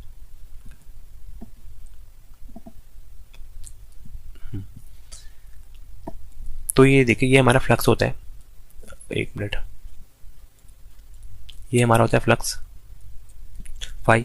फ्लक्स के यहाँ पर 90 डिग्री हमारा लीड करता है इंड्यूस EMF, मतलब यहाँ से हमारे इंड्यूस EMF लैग करता है। ये माना E1 है और ये E2 ऐसे छोटा मान लिया मैंने। तो इनके अपोजिट फेज में होता है आपका V1 मतलब आपका -E1, ठीक है। बाकी इसमें क्या होता है, यहाँ पर जो हमारे मैग्नेटाइजिंग करंट होता है, मैग्नेटाइजिंग करंट आपके फ्लक्स के डायरेक्शन में ही होता है और मैग्नेटाइजिंग करंट की वैल्यू ज़्यादा होती है। ये कि जो मैंने इससे दिखा रखा है ये आपका मैग्नेटाइजिंग करंट है I म्यू, ये हमारा मैग्नेटाइजिंग करंट है। और जो कोर लॉस करंट है वो आपका रियल पार्ट होता है और उसकी वैल्यू बहुत कम होती है। ये हमारा कोर लॉस है IC। बाकी जो हमारा नो लोड करंट है ये आपके इन दोनों का सम होता है, वेक्टर सम ये। तो यहाँ पर जो हमारी IC की वैल्यू आई, मतलब यहाँ से I नॉट की वैल्यू आई, वो ये आई, ये है आपकी I नॉट की वैल्यू, नो लोड करंट की वैल्यू।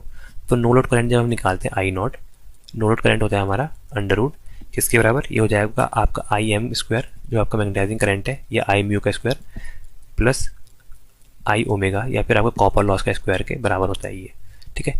यहाँ से हम इसकी वैल्यू निकालते हैं। बाकी जो आपका मैग्नेटाइजिंग करंट है, ये मैग्नेटाइजिंग करंट आया आपका, ये कैसा होता है, ये एज कम्पेयर टू बहुत हाई होता है, मतलब IM की वैल्यू, I म्यू की वैल्यू बहुत ज़्यादा होती है किसके तुलना में, IW की तुलना में। क्योंकि नो लोड के टाइम में यहाँ पर सिर्फ मैग्नेटाइजिंग करंट, क्योंकि जो आपको कोर में फ्लक्स इस्टेब्लिश करती है उसकी वैल्यू बहुत ज़्यादा होती है, ठीक है। मतलब इसकी जो वैल्यू होती है वो अप्रॉक्सीमेटली 95% होती है आपके टोटल करंट जो आपके नो लोड में चल रही है I नॉट के, ठीक है। मतलब इस केस में जो आपको दिया है आपका 2 एम्पेयर की करंट फ्लो हो रही है, 2 एम्पेयर की आपकी I नॉट करंट है। I नॉट करंट दो पार्ट में होगी, कौन कौन सी आपकी, एक आपकी IM और एक आपकी IW। तो देखिए मैंने कहा मैग्नेटाइजिंग करंट बहुत हाई है, अप्रॉक्सीमेटली 95%, जो ऑप्शन के हिसाब से वो होगी आपकी 1.8 एम्पियर, क्योंकि बहुत ज़्यादा करंट फ्लो होगी। और बाकी 0.2 एम्पियर की करंट कहाँ जाएगी, वो जाएगी आपकी कोर लॉस कंपोनेंट के पास, ठीक है। कोर लॉस कंपोनेंट जो आपके लॉसेज हो रहे हैं इसमें आपके एडी करंट लॉसेज और हिस्टैरिसीस लॉसेज, तो उसको हम इससे शो करते हैं, ठीक है। तो यहाँ पर क्या हो गया, जो हमारी मैग्नेटाइजिंग करंट है वो as compare to core loss current बहुत ज़्यादा होती है, जो मैंने आपको वेक्टर डायग्राम के थ्रू भी दिखा रखा है। तो उम्मीद करता हूँ दोस्तों आपको वीडियो पसंद आ रही होगी। Thank you so much.